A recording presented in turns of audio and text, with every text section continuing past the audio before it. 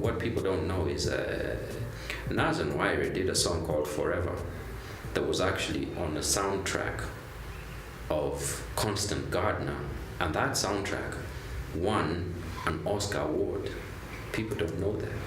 Now I know a lot of people are going to be like, oh Ted, mazee labda chalia mezeka, unaona hizo manywele zake za grey, my feelings ndio atashika sana ma this. Usishike feelings. Mimi nilidisiwa pia mimi, lakini hiyo this ilinisaidia. Let me tell you what the Bible says.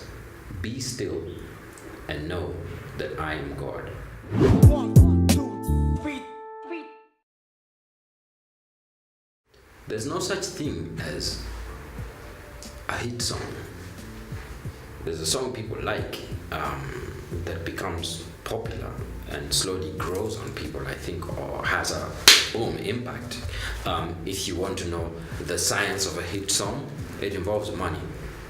It involves money, it involves A&R, artist and repertoire, yeah?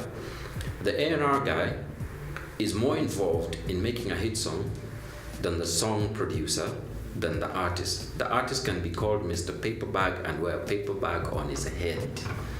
And the producer can just produce using cosigns. You know, the do, do, do, do, do, those signs, those sounds.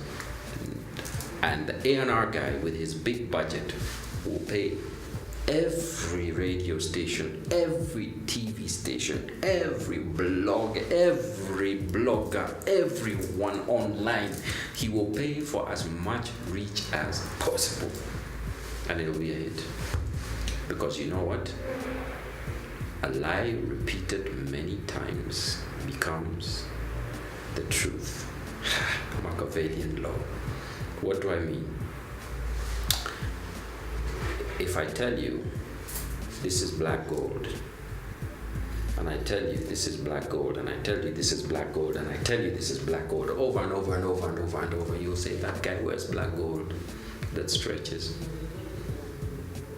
So if I play a bad song over and over and over and over and over and over and over and over and over and over and over and over,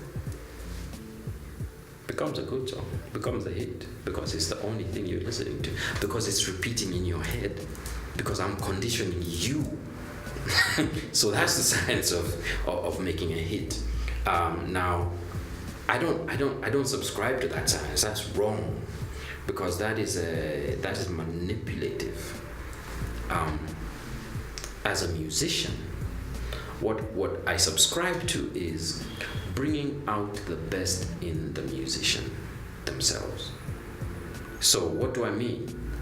Sit down with a person, spend time with them, have lunch with them, have coffee with them, have tea with them, spend a lot of time under a tree talking, getting to understand who they are here, and what they want to say, and what they stand for, and what they can stand for, before you even go into the studio, before you even start making beats. So spend time, like a lot of time. I did that with Nas, Nazizi, Wyrie. Wyrie spent 2 years in the studio before he ever recorded. 2 good years before we recorded anything. And he was just learning and listening, learning and listening, learning and listening. Nas, same thing. She did her first single, and then there was a gap of 2 years between the first single and when she joined Necessary Noise. Mama Nataka Rapa. That was done back in 98. She joined Necessary Noise in end of 99 and released the album in 2001. Yeah. Now, I like to spend time with musicians like that, because you end up influencing the rest of their life, not just that project, but the rest of their life, who they are, what they become, who they sound like, what influences them, what directions they should go toward. And if you look at Nazizi's recent post the other day, she said, "Oh, thanks Ted so much for pushing me to sing, because now it's paying off." She didn't want to sing, she was a rapper. But I tell you, you've got another reggae sound in you that is really unique, but we need to polish it up. Yeah. Now, what people don't know is Nas and Wyrie did a song called Forever that was actually on the soundtrack of Constant Gardener, and that soundtrack won an Oscar award. People don't know that. I'm grateful.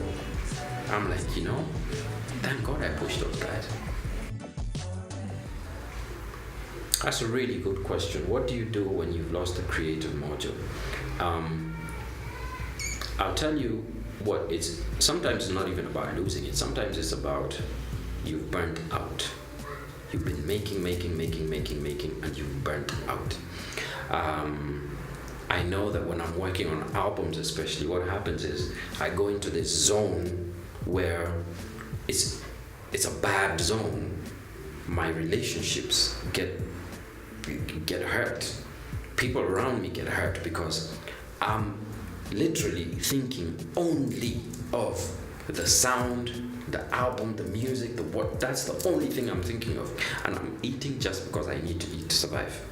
So my priority all the time is just that sound. And what happens is as soon as I finish that album, I feel like I'm cliffhanging. Do you know what I mean? Or free falling. Somebody's just throwing you off a cliff because your purpose has been to create this thing. And now your purpose is over. And what happens to a lot of musicians at that particular point? They start doing drugs. Because there's another, you can't even explain it to somebody, there's another level of stress and confusion that engulfs you. And you know that there's something missing inside. You're missing your purpose. You've given birth to that baby, and that baby is now walking and is taking a life of its own and gone. Now, the best thing to do at that particular point, let me tell you what the Bible says. Be still and know that I am God. Chill the down. Just go. If you've got pigs, feed the pigs. If you've got a farm, take a djembe, start digging. If you've got an Uber, jump into that Uber once in a while, drive it around. Whatever you've got, the other things that remove you from life's pressures, go and do them. Bum around the house. It's okay to bum. It's okay. Chill. It's okay to have a high. And it's a great feeling when you're hitting all those, you're number one, you're winning this award, you're doing that, you're on tour, you're doing this, you're most wanted, your hits, your likes, your what. It's okay, that's good. But guess what? It's designed in such a way that it ends. That's why it's called pop music, because like a balloon, when you take a needle to it, it does exactly what that sound does. Pop. It's okay to just take a break. Chill. Now, I know a lot of people are going to be like, oh, Ted, mazee labda chalia mezeka, unaona hizo manywele zake za grey, my feelings ndio atashika sana madis. Usishike feelings. Mimi nilidisiwa pia mimi, lakini hiyo dis ilinisaidia. What do I want to say? It's this simple. You need to understand the journey of an artist to be an artist. The journey of an artist always starts with them developing a sound based on what they've been listening to.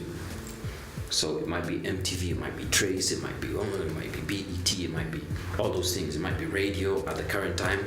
So I'm saying these things very intentionally. So if you listen to MTV, you listen to BET, you listen to Trace and everything, it's very hip-hop based, it's very American based, they are bringing their culture and feeding it down our throats by force, and then putting a bit of Nigerian music to make it look African, quote unquote.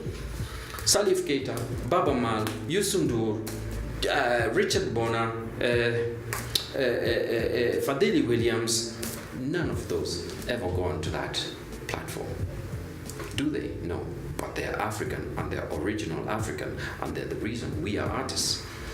Which means that there's a young crop of people who are being fed all this New York American bullshit, bullcrap, and that's what they do, they regurgitate. When they realize that they have an artistic skill, that's the first thing. When they start to write, they write like the thing they heard. You get it? I did the same thing. I wrote like the thing I heard, and the thing I heard was Curtis Blow. Go check that out on YouTube, you'll understand that joke.